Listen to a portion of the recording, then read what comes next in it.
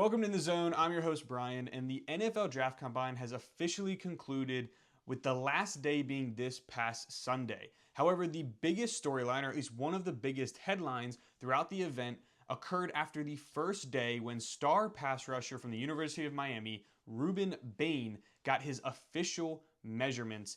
And the numbers that were recorded quite literally shocked the NFL world, whether the fans, the executives, and the scouts. So sit back and get ready to be in the zone. Once you get in a zone, it's kind of like you're in a zone, and there's nothing that can really phase you. Just being in that zone. You know he's in the zone. He's making checks. I just felt like I was in the zone. I was in the zone that night. I was in the zone. You definitely be in the zone. Just in the zone. I do feel like I'm in the zone right now, but I feel like we are in the zone.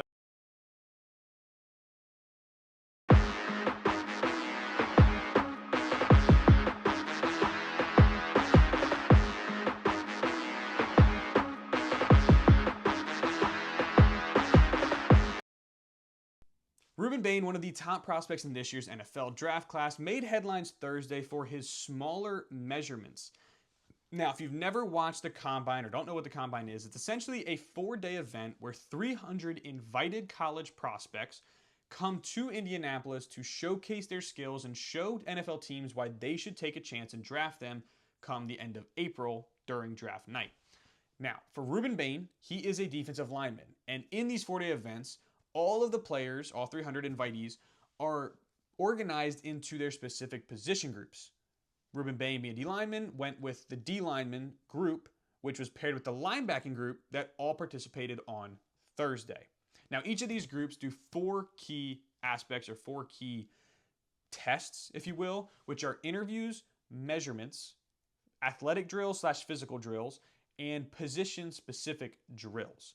Now, Rueben Bain, who is one of the top probably 5 prospects in this entire draft class, only decided to participate in the interviews and the measurements, leaving very little for scouts to base their prospect profile on. Now, his measurements came in, his height was 6'2", his weight was 263.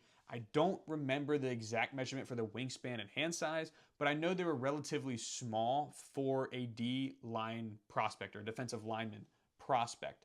But his arm length was the big red flag. That was the one that every scout kind of put an asterisk by because it was the 4th shortest recorded arm length in the entire history of the NFL scouting combine from a defensive lineman prospect.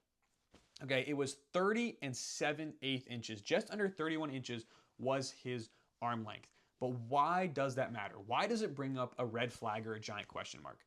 Well, the reason is because for defensive linemen, a very important aspect is the length of your arms. It's not pivotal, it's not vital, but it is important because it allows the defensive player, the defensive lineman, to create space or get off of blocks.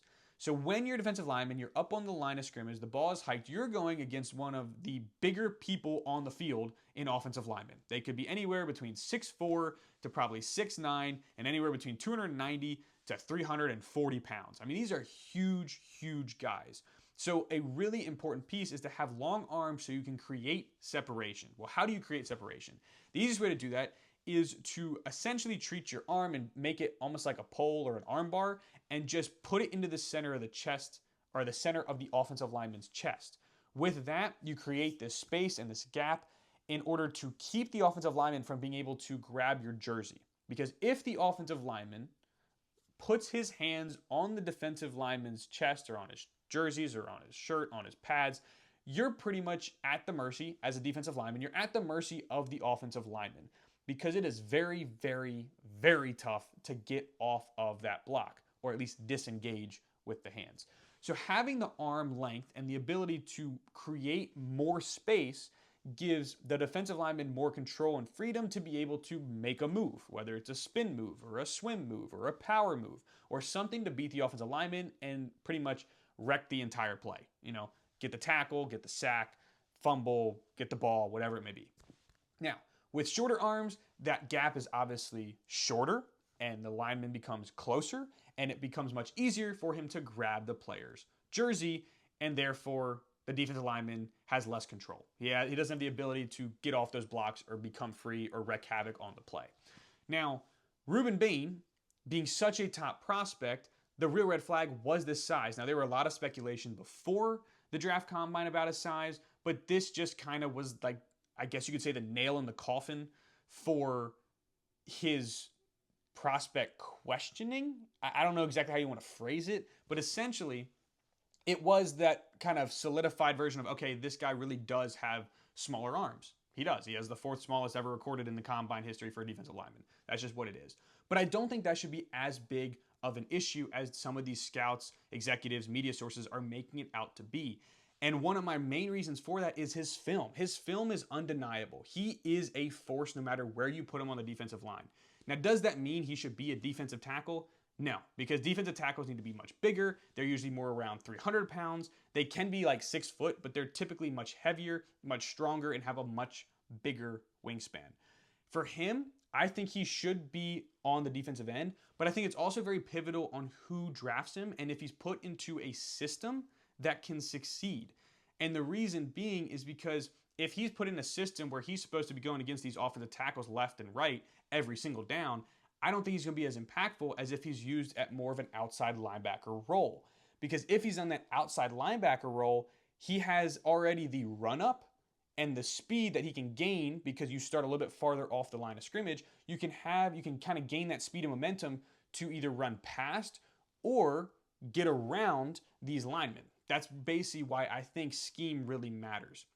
Now, a prime example as to also why I think he can really be effective at this next level, who is a current player, is Micah Parsons. Micah Parsons is a great example because he's essentially the exact same build as Rueben Bain. Micah Parsons is 6'3", about 260 pounds, and his arms are 31 5/8 inch long. So he only has about an inch longer of arms. That's a very weird statement, but that's what it means. And he's only about an inch taller than Rueben Bain. And Micah Parsons is one of the best pass rushers in the NFL right now. He's 26 years old. He's played 5 seasons. And every single season, he's had at least 12 sacks in his career. Every single season. He's the first player to ever do that. To have 5 straight seasons, or to start a career with 5 straight seasons of 12 or more sacks each year. So Micah Parsons being able to do what he does, I think Rueben Bain is right up there with very similar talent. Now, does this mean he's going to have 12 sacks every single year? No, I don't think he's going to have that. But I think he can be a solid anywhere between 7 to like 11 sack player. He can be very effective. He can be a disruptor. I don't think he's going to be Hall of Fame talent, but he's definitely going to be very good and very effective at the next level. What irritates me the most with these scouts and these notes that people have on Rueben Bain is the fact that they decide to throw all 3 years of his film in the trash and just focus on the measurements. And I just get frustrated, whether it's Rueben Bain or anyone else. Why in the world, if you are, and this is my opinion, if you have a top 20 pick in the first round, okay, 15 to 20, top 15 to 20 pick in the first round, you should not base your draft board off of combine measurements or scores. You just shouldn't. There's no reason to. And the reason being is because the talent or the level of player that you're scouting at that moment, you're looking at the top 20 players in college football that year.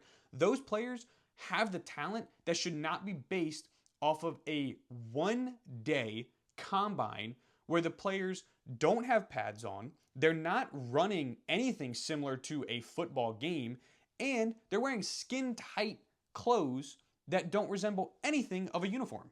I mean, these are the guys that they train specifically for this day, and many players lose pounds because they train so much for this day to look good. So for me, basing your draft projection or your draft prospects or ranking them based off of combine performance is absolute crud. I don't agree with it. I don't think it's right. Now, granted, I'm not a scout in the NFL, but I don't think that's right to do when their film shows so much more. So that's what irritates me a little bit with this Rueben Bain news is why discredit 3 or more years. For Rueben Bain, it's 3, but some of these prospects have 4 or 5 years of film if you're going to discredit all of that for one day of semi-football-like drills. I mean, that's what it is. I mean, they're semi-replicated of game action, but you're still not getting game action because the most you'll have is like 3 players on a field at one time, and it's the quarterback, the running back, and the wide receiver, throwing routes and running routes and everything else. Like, you're not going to have that simulation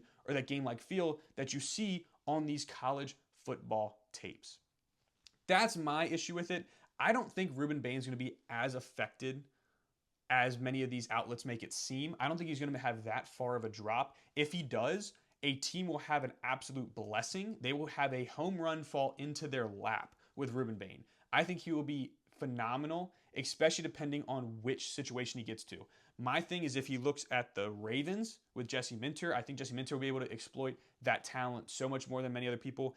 I think the Titans with Robert Saleh would be able to do it. And I think or Spagnuolo, I can't remember his first name off the top of my head, the Chiefs defensive coordinator, I think he'll be able to kind of highlight Rueben Bain's talents. There are a lot of people that will be able to showcase that and to be able to help him thrive. But I don't see him falling past the Titans. I think if the Titans get there, I can see the Titans taking a shot on him, especially considering Saleh, who's the Titans head coach, came out and said, watch his film tape. Like, watch the tape of Rueben Bain, and you'll see why he's a top 5 prospect.